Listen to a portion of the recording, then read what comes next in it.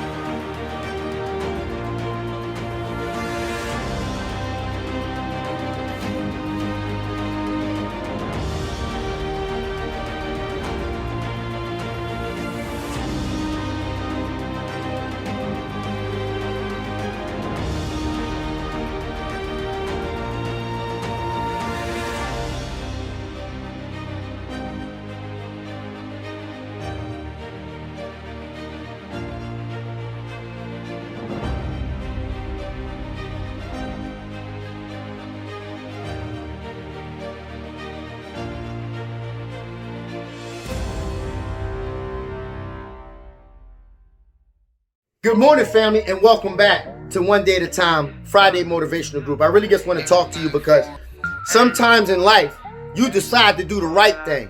As soon as you decide to do the right thing, that's when all the wrong things start to happen. But I want to tell you, don't be distracted by Satan's tactics. I want you to be able to run your race with endurance and stay focused on the prize, not on the sideline. What do I mean by the sideline? You're going to have old relationships pop up when you're ready to do the right thing. You're going to have things from your past pop up when you're ready to do the right thing. You're going to have people start to talk about you. It's funny how when you start to try to do the right thing, then the people you was hanging with who was doing the wrong thing try to talk about you like you're doing the wrong thing. There's distractions all over the place. But you can't be distracted by what God has for you. Today I want to be able to highlight a young lady named Mayetta. And I want to show you the proof of what can happen on the race from you when you're not distracted. Let me read something to you. 1 Corinthians 9:24. Do you not know that those who run in the race all run, but only one receives the prize? Run in such a way that you may win. Also, to follow that up, I also want to read in Hebrews, it talks about throw off everything that hinders you, entangles you, and let us run with perseverance the race marked out for us. Listen, tear off everything that hinders you. When you're ready to do the right thing, especially in recovery, that means all the old got to go out. Even when you're in church or even the masjid, that means that it got to be a new you. You can't have a new you and still have old behaviors. You can't win a race focusing on everything that's on the sideline, looking to the left and looking to the right. You got to stay focused. I'll give you an example. A lot of people will try to say, you know what? I'm ready to join into a recovery program. I'm ready to join into a school. I'm ready to get a new job. And guess what happens as soon as you get that new job? You may see somebody on the job or in the school or the recovery house, or somebody may do something to you that you don't like. And guess what? You can't quit your race. You have to do what's in front of you. Every time God got something for you, Satan can't touch the package. The only thing Satan can do is try to distract you from the prize that God has for you. I'm telling you, family, run your race. People going to talk about you. People going to hate you. People going to do all type of things to you. But you have to go through that so you can have strong shoulders. So you can be able to hold and withstand the blessings that God got for you. Listen, if you don't, deal with the problems that's at the low, you can't handle the glory of the high. You got to understand that when you focus, you got to stay focused that no matter what, you got to feed your kids. You got to get closer to God. You got to get another day clean. You got to get the job. It's going to be everything on the sideline, but guess what? You got to keep your blinders on and look straight. Don't look to the left or look to the right. Remember that scripture, y'all. Tear off everything that hinders you. It's time to get busy. It's time to run a race. This is what we do here at One Day at a Time. And I send a shout out to Mayetta, who's celebrating 4.5 years clean. And she shocked me. Mayetta started off 4.5 years ago with a phone call to me. Mayetta called me and said, Mel, I'm ready to try to get back into the race. I said, Mayetta, what are you talking about? Just call me out the blue. She said, I got drugs in my pocket. What do I do with it? Because I want to come and be a part of One Day at a Time. I said, find a toilet, find a zooey hole or something, and get rid of those drugs and make sure you come to One Day at a Time. That was 4.5 years ago.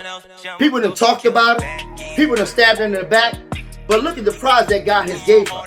He gave her 3 jobs. This girl got 3 jobs. I don't know how she's working all these jobs, but she got 3 jobs. And she even owned her own boutique that she just opened up a couple weeks ago, Sure Boutique. As she's speaking, you will see her information. We want you to go support her. Let her know that you're proud of her. Encourage her to let her know that keep running a race. But the real goal is to show you the proof that don't quit your own race. Don't leave the program. People going to try to get you to go. All relationships going to try to get you to walk out the door. People going to try to get you to do and leave things that's going to bring a lot of good things in your life. People will try to get you to leave your church or even your masjid. Even the world will try to get you to leave your family. No matter what you do, you got to stay focused on the prize, because your eyes have not seen and your ears have not heard what God has in store for you. Look at what Mayetta didn't know, what God had for her. Look at it, family. Peace. Hi, family. My name is Mayetta. For those who don't know me, I was asked to share a little of my journey with you guys. And I'm grateful. I'm nervous. I'm a little confused. Listen, I can share so much. I'm so grateful to have this opportunity to live again, right? I wasn't this happy 4 years ago. I was broken. I was angry. I was beating. Listen, drugs. I stopped using drugs. Drugs was using me, all of the above. And I reached out to Mel, man. my brother, and I asked him for some help, and I told him, I needed a place to stay. He was like, sis, go to 1630, we got you. And listen, they had me. Tasha was able to bring me some clothes and some shoes. Listen, I came to 1630 this last time with nothing. Not that I still didn't have a few things, but wherever they was at, they just wasn't in my reach. I was so beaten and so broken that I was willing to do whatever it was that I had to do to stay clean this time. And when I got to 1630, it became my home. And I felt a part of. I was grateful that I had some people who believed in me long before I can believe in myself. And, and I did what they said. They supported me 100%. I participated in groups. I participated in the outside meetings that we had to go to. I participated in the women's groups that we used to have in the house. And, and I talked about my feelings, something I've never done. It's different when you got somebody there with you on a journey versus, oh, you could just go here and do this and you could do that and you can say, oh, like that ain't that easy coming from where I came from. So being able to come back from that, man, it's only through God's grace and his tender mercy that I was able to run into some loving and caring people, at one day at a time to help me gain my life back, right? I used to go to Friday group and I used to hear them talk about leveling up, getting to the next level. And I was sitting there and I'm thinking, like, I gotta get to the next level. I don't want to stay here. I deserve a better life. I know that this ain't the life that God got for me, and being able to communicate with them and go to church, get invited to Mel Church and Mel and Tasha and Mom, I'm sorry, church and get my spirit fed. It was so important that I had those things because coming from smoking crack, I didn't have nobody feeding my spirit. Listen, drugs had the ability to turn me into somebody I didn't want to be. So being able to come back and have someone blow life into you, and I stayed clean. Listen, a lot of us, the women that I came in with 4 years ago, my clean date is May 24th, 2016. I got clean when I was 26 this last time. And we all stay clean. So I started there. I kind of went back to work. I saved my money. My son was in DHS, and he was with a friend of mine. And I just knew that wasn't what I wanted, because I remember at the end of my run, my whole how was my kids. Coming in and talking about my feelings and getting some support from one day at a time, I was able to get my baby back. And I got into my apartment and I was, still doing the things that I learned to do at 16:30. I was still getting up at 6 o'clock in the morning. I was still meditating. I was still praying to the God of my understanding. I was still attending the groups, Listen, and I still practice those things on days I don't feel like it. That was instilled in me, and I knew it was vital for me if I knew that I wanted to be free. I continued to do those things when I moved out. I still, went to meetings. I went to groups. I went to work. I got up at 6. I made my bed, all the stuff that used to irritate me on some days, like getting up, got to do meditation. I'm like, oh God, here we go again. But after the last experience with drugs, listen, I was so beaten. I was willing to make your bed up, my bed up. I was able to tell people how I felt when the girls got on my nerves in the house. I shared with the house manager. I called Tasha, like, I'm telling you, somebody better do something because I bought the snap. But I know snapping wasn't the answer. I started to remember that I always wanted to be somebody. Listen, matter of fact, I always wanted to be a boss. I wanted to help people. I wanted to serve people. I wanted to give back what was freely given to me. That's who I really am. And that's what I started to do. So I started to work in the field. First I was volunteering at the women's shelter at 1715, another one day at a time, women's shelter right there on 17th and Montgomery. And I started to feel a part of, and I started to like it. Like, this ain't that bad. Even though it was a part of our program, it kind of helped me get back into society and be productive, started making, I think, like $10.50 an hour at my job. I was able to pay my bills. I was able to take care of my children. I was able to listen. I was shortchanged, but I still had some people who had my back. And just knowing that Mel and Tasha really had my back from day one, even though I didn't need too much, once I got on my feet, it made a difference. So I was able to start. I kept saying, by the time you're 35, you should have a storefront and 2 apartments in that same building. Through this pandemic, I was sitting here and I was thinking, like, why 35? I'm working from home, 3 jobs, right? I saved a nice amount of money, and the fear told me no. And I prayed and I said, God, should I make a move now? And I started small, buying women apparel and, waist trainers, and they sold out in a day, and I was able to flip like $2,500. And I was afraid because, listen, I saved money to buy a house, buy a house as well. So I still had to remind myself that, I saved some money for that reason, but it was like once I got there, I'm watching it and I'm thinking like it's something else that I should be doing for me. We ain't promised tomorrow. Life is short. So I was able to, take some money and I flipped it, and I was able to get the pay for the vendors and find, good quality clothing, because that's what I like. So when my clothing started to come, what made me happy was I felt like I was still being able to make amends to my community. But now being able to see how excited some of the women was just to support me, and how excited they was with the things that I was selling made me happy. So based on me, first I was riding around, I was doing the deliveries with the clothing and stuff like that.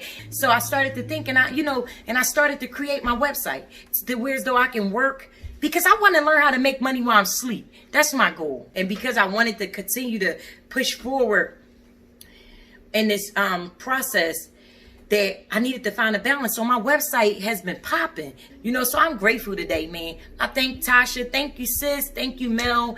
I hope that I help somebody. Listen, we can do whatever it is that we want to do, but we gotta listen. We gotta take suggestions. We gotta do things that we don't want to do. Listen, in order to get something that you haven't got before, you got to do something you never done before. And that's what I do today. I take healthy risks. And it's only because I took the steps. I had the courage and I prayed, even with fear, we got to push past fear.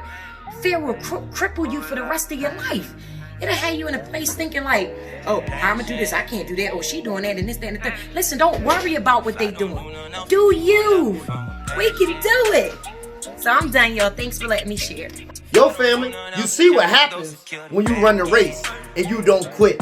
I want to thank you today for joining us. But I want to make sure that you share this with people who may be ready to give up. Those who may be ready to give up and commit suicide. Those who may just got diagnosed with HIV.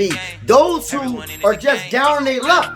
Or those who just need to do a self-inventory to remind themselves, I don't want to quit this race because I remember what's behind me. Listen, I have some good friends in my life. And one of them is my big brother, Wallow. I want y'all to support him by going to get his book at Wallow267. At Wallow267, this man got out of jail and within 2 years became an Instagram star. He is rocking and rolling, and he runs a great race. I want to show you books of people who run a race and don't get distracted. Sometimes you need to be reading and doing these types of things to keep yourself fueled for the race, because it's all about what you eat to see if you're going to be able to complete that race. Read your Bible. Read anything that's going to keep you positive to keep continuing to run your race. Also, I got woman to women. I got to make sure that I'm looking out for the ladies that are out there. Listen, you can also DM me at president.odak. And you can get my wife's book as well. Her and a bunch of other sisters are talking about the race that they ran. How they had to go back and get their high school diploma. How some of their parents were on drugs, but they didn't utilize it or an excuse. Or you can even buy the book, Not All Heroes Wear Capes. This is my book about some of the things me and my family had to go through to actually make it to the next level. I'm not talking this because I just want you to purchase a book. I'm talking to you about the things I actually have faced and face each and every day. But no matter what, I can't quit running my race.